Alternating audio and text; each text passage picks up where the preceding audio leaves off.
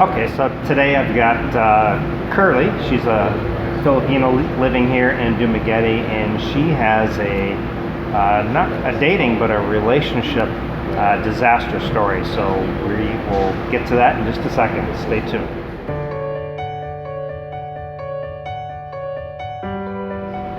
Okay, so I won't give out your real name, but you go by Curly because you got Yeah, I have a curly hair. naturally curly hair. Okay. And are you from Negros Oriental or? No, I am from Negros Occidental, Okay. Bacolod. Okay. So you were here in Dumaguete working? Before I was, but now I don't work at all. Now you're not working. And how long have you been in Dumaguete? For a year. For 1 year. Yeah. Okay. So you were working, and in that time you had a relationship Exactly. with a foreigner. Yes. Where? An American. An He Amer- is from California. From California. Okay. How old was he, if you don't mind me asking?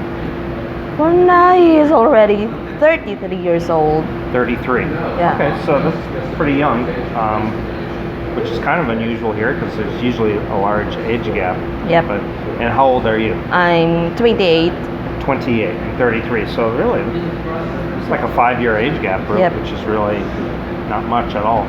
Okay, so tell us how did you meet, and then just kind of tell us what happened, and I'll ask you questions. I met him November 8, 2019. It was an Australian World Cup because I was working as a bartender Okay.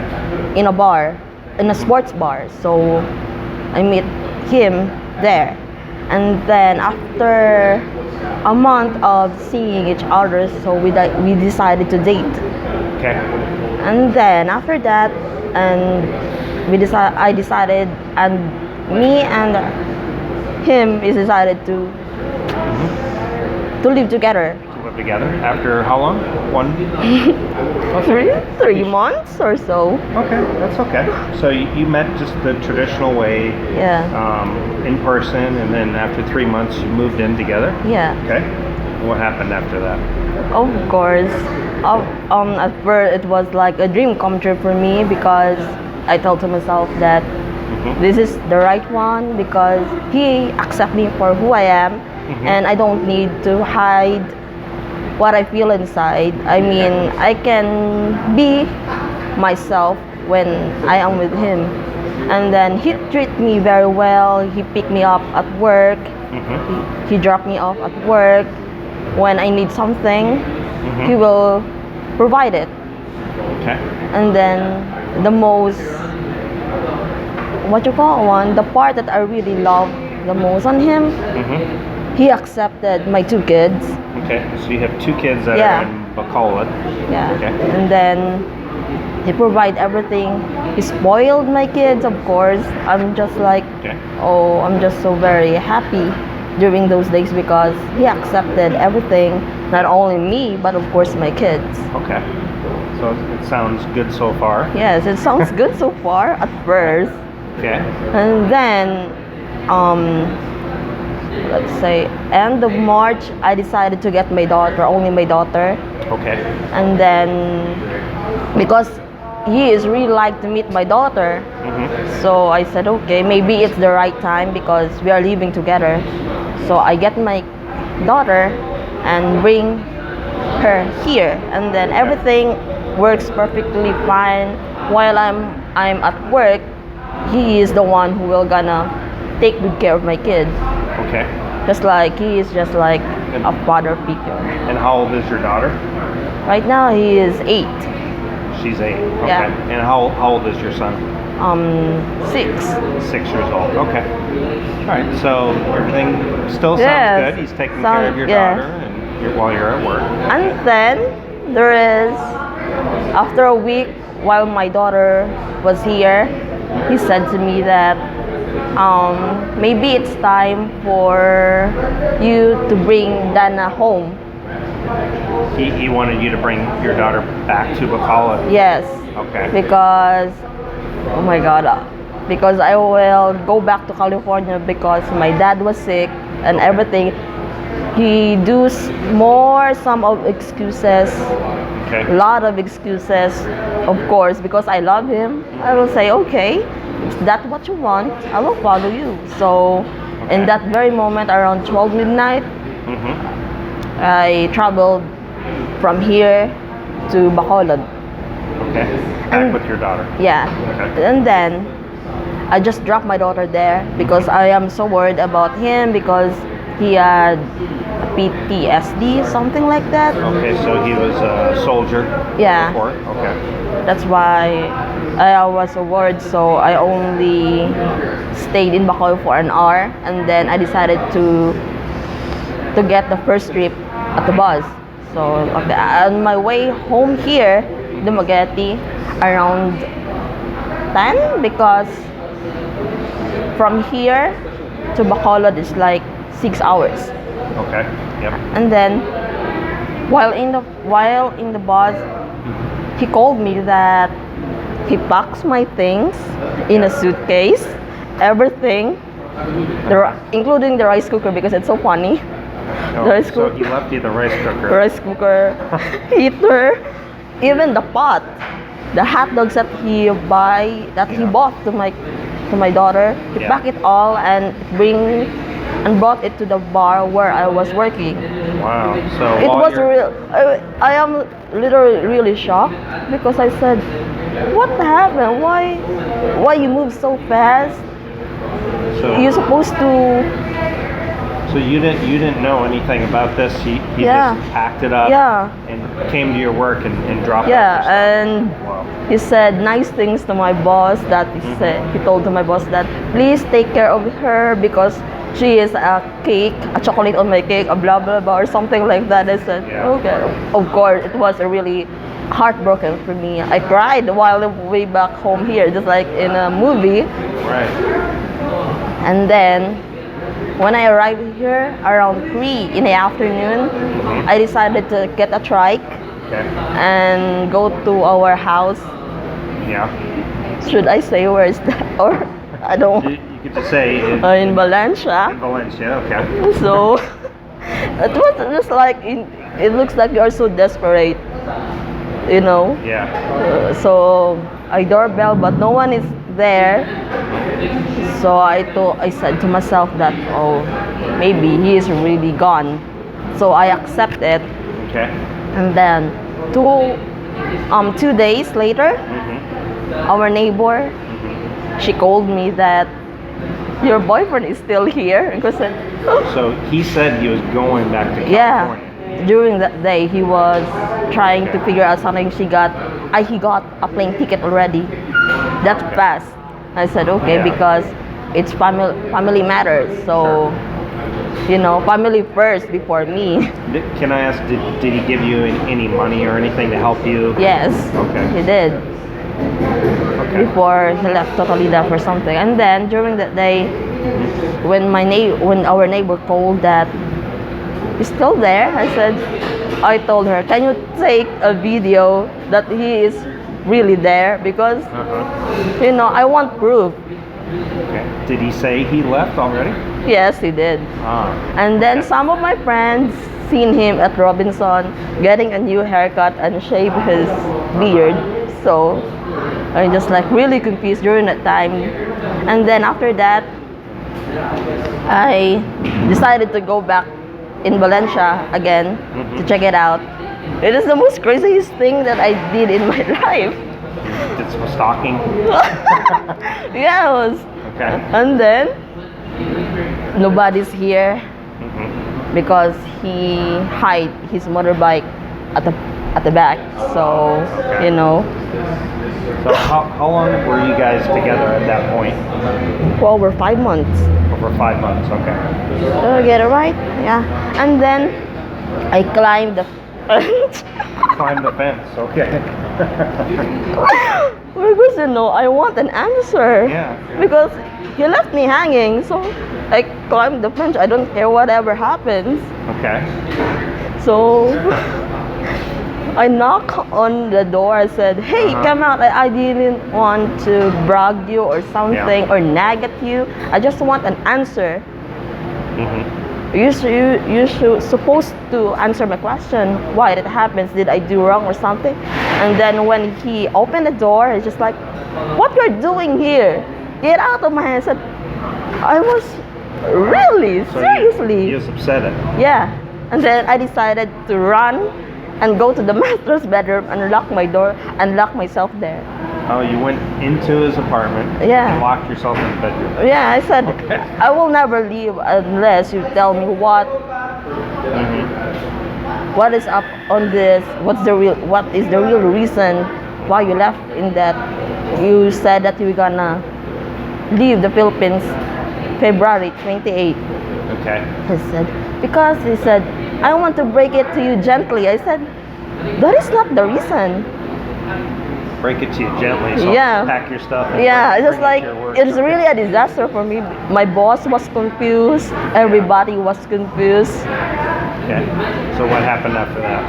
And after that, of course, we back together again. Oh, you did. But yeah, for a month. No, for a week.